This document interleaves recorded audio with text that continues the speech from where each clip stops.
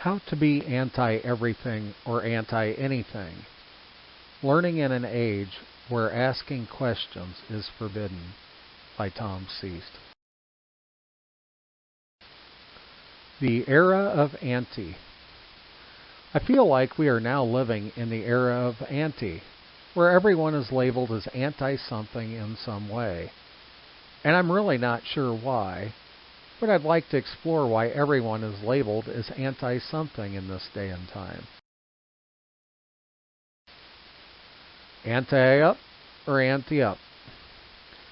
I feel like society has really anti-upped the use of the word anti, or maybe they've anti-upped. In the past 10 years, I've been labeled as an anti-vax, anti-science, anti-pharma, anti-government, anti-social, anti-puppy, anti-mask, and probably a whole lot of other antis that I can't remember. Anti-experts. I'm not an expert when it comes to the use of anti because I'm against trying to label a group or brand people in a certain way, as I feel most people are individuals.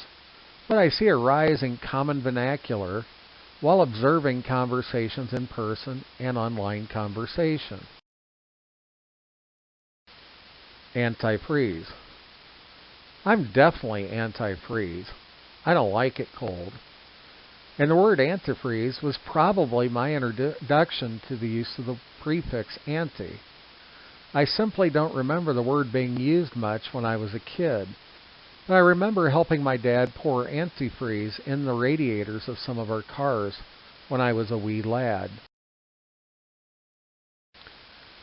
Antimatter. I remember discovering that anti as a prefix meant against or opposed when learning about antimatter in high school physics. But even then, back in the early 1980s, the term or prefix anti was rarely used. I will say that I'm not anti-matter, as I do think matter matters, but I digress. Anti-CUB.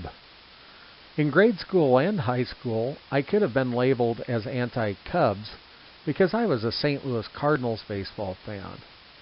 However, I also liked the Twins and had close family members that were Cub fans until their dying days, like my grandma. So, because I was rooting for the St. Louis Cardinals, I wasn't necessarily rooting against the Chicago Cubs. I even found myself occasionally rooting for them in postseason play to put an end to the endless suffering of their fans. So, I wasn't anti-Cubs. Antipasti, antipasto, or antipasta. While I have enjoyed the simple pleasures of eating antipasti and antipasto, I've never been antipasta, which apparently means nothing. So I'll probably get labeled as anti-word or anti-grammar.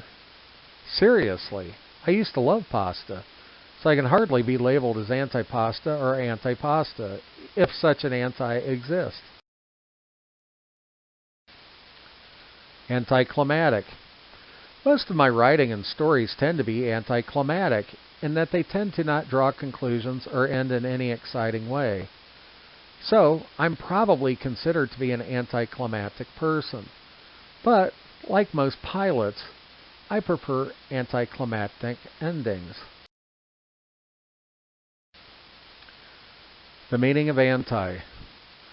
I think in most cases in this current era, you will get labeled anti-something if you ask questions that would lead people to believe that you disagree with the consensus on a particular topic. I'm pretty sure that is why I'm labeled as anti-mask, anti-vaccine, anti-medicine, anti-pharma, anti-puppy, and many other anti-labels that I've been labeled with. I'm pretty sure it's because I ask questions. Anti-authority. Like many people, I tend to push back when pushed, or pull back when pulled. I resist someone changing my course of action, and I question those that claim to have authority in my life. In many voluntary relationships, I have no problem with authority, but I tend to challenge other forms of authority.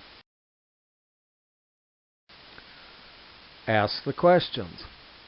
Unlike most people, I tend not to care what most people think of me, as I figure they just don't understand.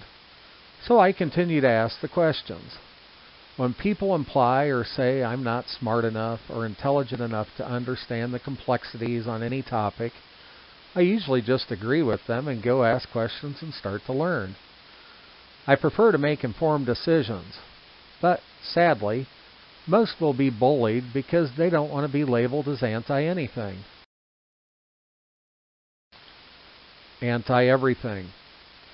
So, if I'm considered to be anti-everything or anti-anything or anti-something because I dare to question, I guess I'll just have to live with the labels. Hopefully, those doing the labeling will rest more comfortably knowing that they've placed me inside some group, classification, or strata.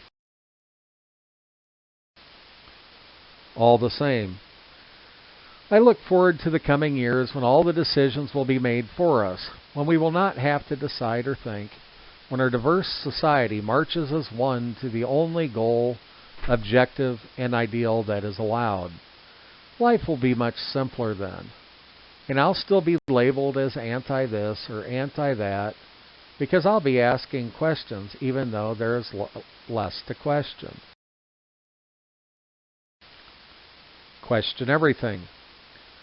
In my case, I encourage you to start asking questions. Question everything. Look at the data. Read the studies. Read the advertising. Dig deep.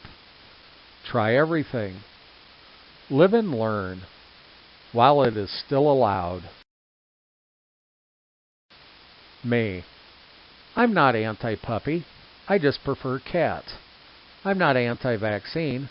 I'm just not interested in taking some vaccines.